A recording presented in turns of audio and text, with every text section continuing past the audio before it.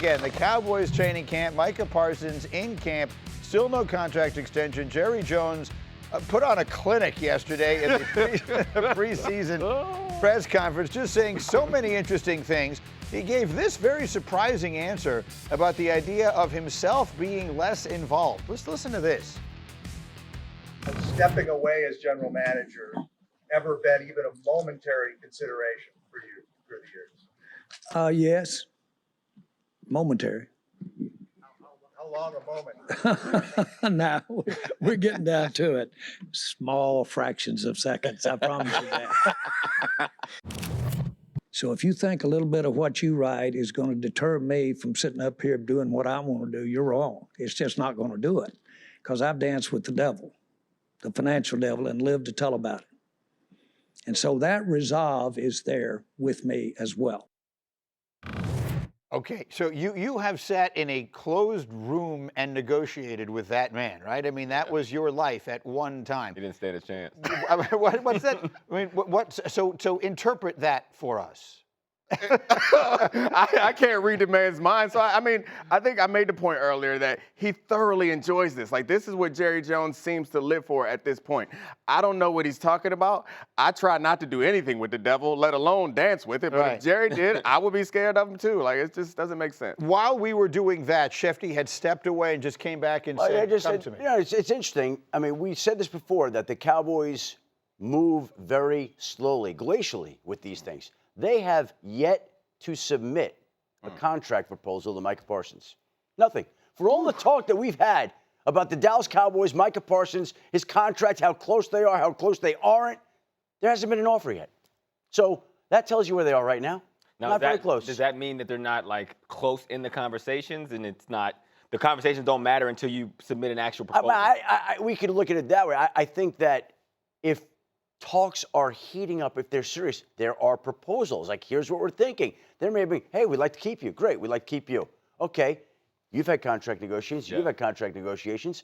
I mean, if nobody's submitted an offer, where does that Those tell aren't you really negotiations. Yeah. They're just Discussions. ideas. Yeah, In order for this to happen, what you're saying is that the first step on this journey, if a journey of 1,000 miles begins with a first step, the first step hasn't even been taken. Correct. I feel like this goes back to, I'm just thinking back a few months ago, it feels to me like Jerry Jones thought he had something working with Micah Parsons, and then the agent was sort of getting cut out of the whole thing, and then that's when he came back with, I don't even know who the agent is, and all the rest of that. So that, it feels to me like that's where this thing got bogged down, and maybe some feelings got a little ruffled, because now you've got Jerry saying the things he's saying, you got Micah retweeting J.J. Watt. It feels like, I'm not trying to say this thing has gotten ugly, because we've seen ugly negotiations and they don't look like this, but I feel like it's taken a little bit of a turn. But you saw J.J. Watt's tweet. You saw Micah Parsons retweet it, Right. which is that he agrees that you hear what our guys are saying about what a player would feel like if he were in that locker room. There hasn't been a lot of warmth there, and it seems to be taking on a more embattled tone. Now, I guess this is the case with any contract negotiation, whether it's Trey Hendrickson in Cincinnati or Terry McLaurin in Washington or Micah Parsons in Dallas. Until it's done, there's every possibility that it's going to be unpleasant. Right. But not only is it unpleasant in Dallas, but it's incredibly slow moving in Dallas. I'm half joking when I say that Jerry Jones really enjoys this, and so that's why he stretches it out. But I'm often, like, confused at how surprised they are at something that seems inevitable. When you draft someone in the first round, you're anticipating signing them to an extension 4 or 5 years from now. So why they seem continuously surprised by it when someone who you draft in the first round shows up and is immediately one of the best defensive players in football. Well, the smartest teams typically draft that player, identify that player as somebody who's going to make it, and then when he is first eligible for a contract after 3 years, sign him to that contract. Again, not that the Jets have always been a model for consistency and stability, but what did they do last week? They signed 2 players from the same draft class in Garrett Wilson and Sauce Gardner, who they identified as players that they want to keep, build around, and have for a long time. As soon as they were contract eligible, they got deals done. I think we all could agree about the type of player that Micah Parsons is. We all could agree that Dallas wants him to be there for the long term. So what is the wait? Yes, he could be hit by a bus. Yes, he could miss games. Yes, all those things could conceivably happen. But he's Micah Parsons. He is a great player you want to keep. Let's face it, if Micah Parsons got hit by a bus, I'd feel sorry for the bus. But can we put up C11, please? Because it's worth pointing out, Vegas thinks the Cowboys stink. And I don't agree, but their win total this year is the 7.5, which is their lowest win total since 2003. They're 50-1 to win the Super Bowl. They're 25-1 to win the NFC. Both of those are their worst in more than a decade. They're actually favored to miss the playoffs at minus 240. And the last time I checked this, which granted was a few weeks ago, but I'm sure it hasn't changed that much, they're the fourth longest odds of any team in the NFC to wind up in the Super Bowl. Now, I don't see it that way. I think this is a good team. I think that people are selling them short. Every time that Dak Prescott has been healthy, this team has won double-digit games, and despite a tough schedule and despite a good division, I think this team is that. So it doesn't need this nonsense in July here. And if you really do aggravate Micah Parsons, the one thing we know about Mike, he'll talk about it, right? Lord knows, if you find a microphone, he's willing to talk about it. So I don't know. I don't like the direction this thing is taking. I mean, I think it's the if that you mentioned. And over the past few seasons, like Dak Prescott hasn't been completely healthy. So I think that's factored into the number. If you could guarantee to Vegas that Dak Prescott is going to be healthy for 16 games like he was, or 17 games like he was in 2023, he put together an MVP caliber season. So I'm assuming that they're factoring that in because you're right, the talent itself would suggest that they would make it. Well, there once was a time, as you know, we can't count on that because Jerry did make a player the highest paid player in the entire NFL, and then he didn't play the whole season. Dak Prescott. We all know about that. Okay, so we'll leave the Cowboys there for the moment. We'll see if anything further happens. We'll know there may be further news. In the meantime, time for a little Hawk talk. Andrew Hawkins has an opinion and we all want to hear it. That is a good picture. Take it. A lot less wrinkles back then. I think the Pittsburgh Steelers are going to get to the playoffs and win a playoff game for the first time in a long time because they have Aaron Rodgers. We've heard Aaron Rodgers talk about his mindset going to is what he thinks is going to be his last season. I think this situation in Pittsburgh is actually the situation we thought he was walking into with the Jets, where he doesn't have to be his all-star self to make this team better. We've seen Mike Tomlin do this with quarterbacks who are much less than what Aaron Rodgers has at 42 years old. You buy it? Yeah, I'm definitely buying. The one difference between this situation that's a little worse than the Jets situation is this division is going to be a little bit more consistently tough. And I think that the point that you're making is right, Hawk, is that if the Jets wanted so much from Aaron Rodgers, the Steelers aren't asking a whole lot from him. They may ask him to work his magic in late game situations occasionally, but most of it is like, hey, be smart with the football. We're going to keep you in the game. You're going to be safe, and you can use your talents. Because we saw in certain situations last year, the arm isn't gone. Like Aaron Rodgers still has talent. I think putting the team on his back is something that you can't quite do anymore. You know, it's interesting because we're talking about the Dallas Cowboys and repeating what they've done in the past and doing the same thing over again, moving slowly in all these contracts. The Pittsburgh Steelers for years have done things the exact same way. This feels like the first offseason where they broke the mold and acted very un-Steeler-like. They traded for DK Metcalf. They traded for Jalen Ramsey. They traded for Jonnu Smith. They signed Aaron Rodgers. They did a lot of things that Steeler teams in the past wouldn't have done. They've never been one of the most aggressive teams in the league. They have relied on drafting their players, developing them, leaning on the values of being a Pittsburgh Steeler. This was not your Pittsburgh Steelers' father's offseason. They broke the mold and acted in ways that this team hasn't. They recognized that they had lost 6 straight playoff games, and it was time to try to do something different. This was a radical departure from what they've done in other offseasons. It's an important point for all the Steeler fans who were saying we need to do something different. The definition of insanity is doing the same thing over and over again. I think a lot of them, from the sense I get externally, was they thought they needed to make a change in the coach.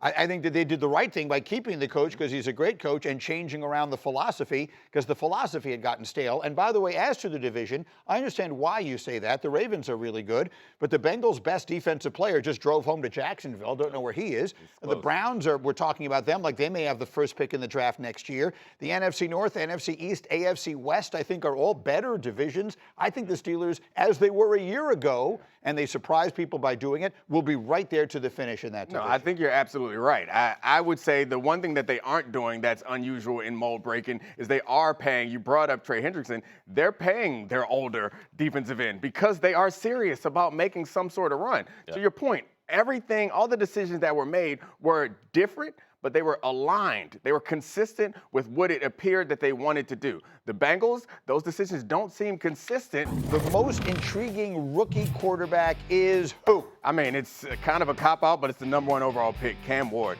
He's gotten better year after year on his way from high school all the way to the pros. His ceiling as far as athleticism and arm talent is as high as anyone in the league. Going to a situation where he is not competing for a starting job, I'm looking forward to seeing how special this player can be. And Greeny, that's why the news yesterday was, as you would say, sneaky big news that Will Levis underwent shoulder surgery or is having shoulder surgery that will knock him out for the season. Because the Titans' other quarterbacks are Brandon Allen and Tim Boyle. And the Titans have not named Cam Ward their starting quarterback. But from the moment that Will Levis said he was going to be undergoing shoulder surgery to end his season, it became readily apparent that Cam Ward is going to be their starting quarterback on opening day against the Denver Broncos. And the wait and watch for him is on. They haven't named him, but he'll be the guy. And Cam Ward now is going to be thrust into the spotlight as he was leading up to the draft process. I will just say this, if I may counter.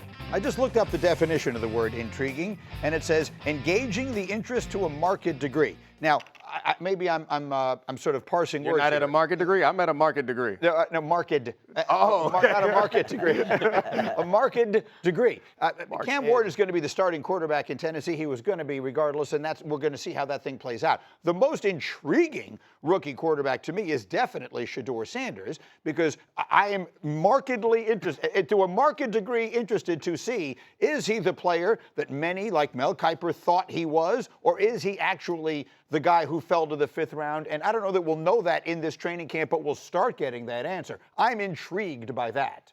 Let me just say that every rookie quarterback is always intriguing. That's true. Because you don't know whether your team hit and is going to be set for years to come, or your team missed and is going to be back in that market for another quarterback. You say right now that Shedeur Sanders is the most intriguing. I can make an argument that Cam Ward is the most intriguing. I can make an argument that Jackson Dart is the most intriguing. I can make an argument that Tyler Shuck is the most intriguing. They're all intriguing. Well, I have a marketing degree as well. And I'm with the Cam Ward because he is the first overall pick. Yes, we understand that. We know he's going to be the starter, especially now with the Will Levis news.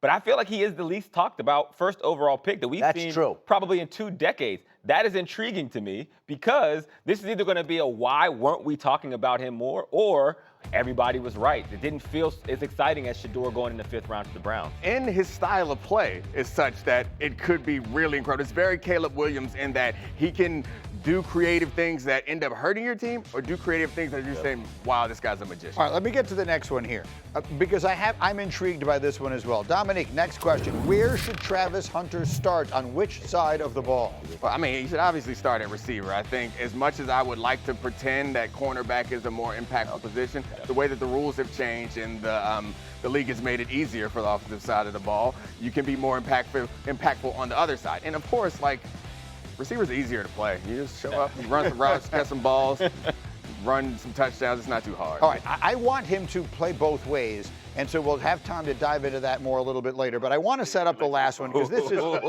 is the most intriguing. Okay, despite winning the Super Bowl, Jalen Hurts continues to have doubters. Cam Newton is among them. Still not sure if Hurts is a great player or a product of a great team. So for our final next question, we're going to play what Cam Newton said, and then you will tell us whether or not he is right. It's hard for me to grade Jalen Hurts with the metrics that with the talent that he has around him. Hurts does not have to play elite for the Philadelphia Eagles to win. We're not asking you to win the game. We're just asking you not to lose it. But when you ask that question, are we winning because of you, solely because of you?